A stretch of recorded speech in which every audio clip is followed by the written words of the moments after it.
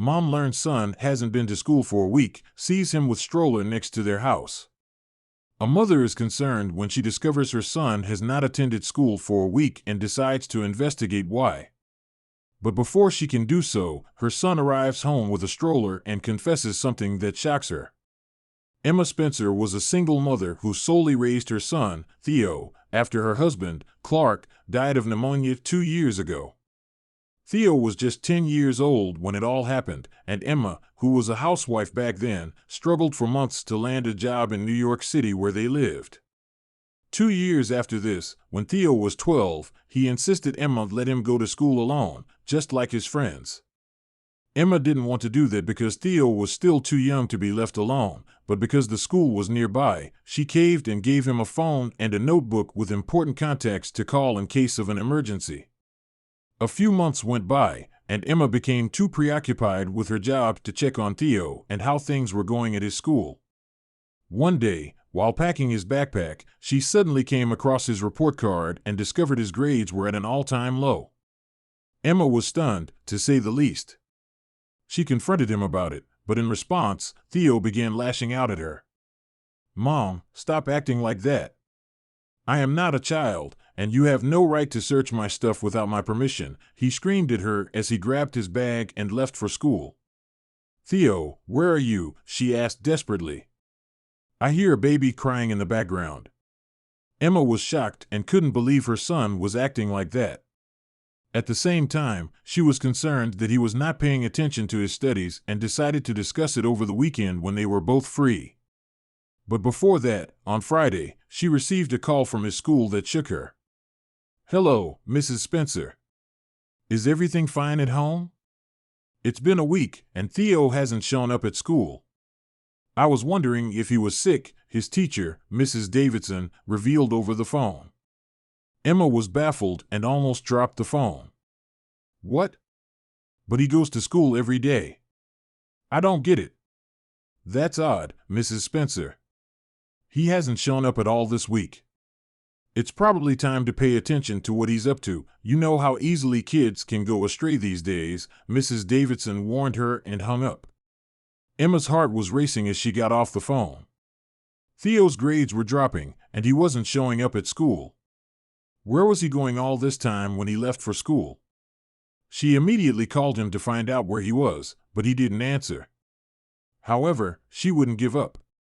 She kept calling him, and after several attempts, he finally answered. "Theo, what the hell happened to you? And why are you not in school? Your teacher called me a few minutes ago to complain about you," she lashed out at him. Theo was about to say something when Emma heard a baby crying in the background. "Theo, where are you?" she asked desperately. "I hear a baby crying in the background," and Emma was shocked and enraged when Theo abruptly ended the call before she could finish. On her way home that evening, Emma's only thoughts were of the baby's cries and Theo's absence from school. She had made up her mind to sit him down as soon as he got home. To her surprise, as she was nearing their home, she noticed Theo with a stroller near their house. She slammed on the brakes in shock and ran over to him, unable to believe her eyes. Inside the stroller was a baby girl wrapped in a towel. "Where did you get the stroller, Theo, and whose baby is this?" she inquired firmly. Theo didn't even look Emma in her eyes. He stood speechless, his head down and his hold on the stroller's handle firm. Emma figured that being stiff with Theo might not be the best method to extract an answer from him. So she calmed herself down and repeated herself. "Where did you get the baby, honey? And why have you not gone to school for a whole week?" After a brief silence, Theo spoke up. "I'm sorry, Mom. I couldn't leave Annette alone. We must keep her safe." "Keep her safe? Where did you even find her, and why is she here?" Emma asked, confused. Theo knew he had no way out, so he ultimately divulged the entire story, which horrified Emma. It turns out Theo was on his way to school when he saw baby Annette asleep in a stroller next to a shop with several beggars. He happened to notice the same thing the next day and the next. Then one day, as he was crossing the street, he overheard the beggars and discovered Annette had been abducted by them. They also stated that they wanted to avoid the cops' attention and flee after they had some money. Theo assumed Annette was in danger and stole her stroller from the beggars. He brought Annette to a nearby abandoned garage and began spending time with her there. With the money Emma provided him for lunch, he would buy her diapers and milk. Then at night, he snuck out of the house to be with Annette, returning only in the mornings when Emma was asleep. When Emma called to inquire about his absence from school, he realized he couldn't hide the truth and brought the stroller home. "I'm sorry, Mom. I was scared you would scold me, so I didn't tell you the truth," he confessed. "I couldn't leave her. I had no idea what her name was, so I gave her the name Annette. Can we please keep her?" Emma shook her head in disbelief. She was shocked Theo had been up to so much behind her back, and she had no clue. However, deep down, she was proud of him for saving a baby's life. "Theo," she said gently, "I'm glad you saved Annette, but I'm furious that you lied to me. Lying is not a good thing, honey." "I'm sorry, Mom," he replied, dropping his head. "I didn't want to lie, but I couldn't leave Annette in danger. Can she stay with us?" "No, Theo. We can't keep someone else's child like that, but if I call the cops and tell them the truth, we can help Annette find her parents." "But what if the officers don't find them?" Theo asked sadly. "Then maybe we can keep her after the cops agree." "Really?" His eyes lit up. "Yes, honey.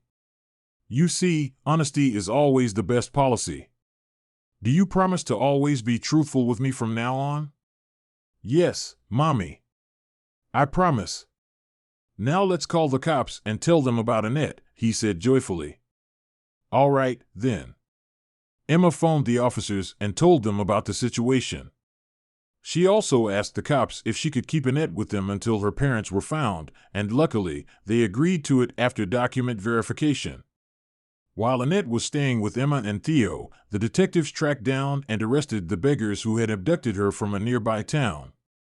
They also tracked down her mother, Julia. She was a single mother like Emma and revealed that baby Annette's real name was Lily. Julia was in tears when she got Lily back. She couldn't stop thanking Emma for keeping Lily safe and looking after her. Emma and Julia have been close friends since that day, and they often see each other on weekends so that Lily and Theo could spend time together. What can we learn from this story? No matter how busy you are, make sure you communicate with your children regularly. If Emma had paid more attention to Theo, he would not have lied to her, and they would have been able to help Lily much sooner. Trust your children. Emma suspected Theo was up to something wrong when she learned he was missing school, but in reality, he was just helping a baby. If you enjoyed this story, you might like this one about a mom who asks her old neighbor to babysit her children only to return home and find them missing.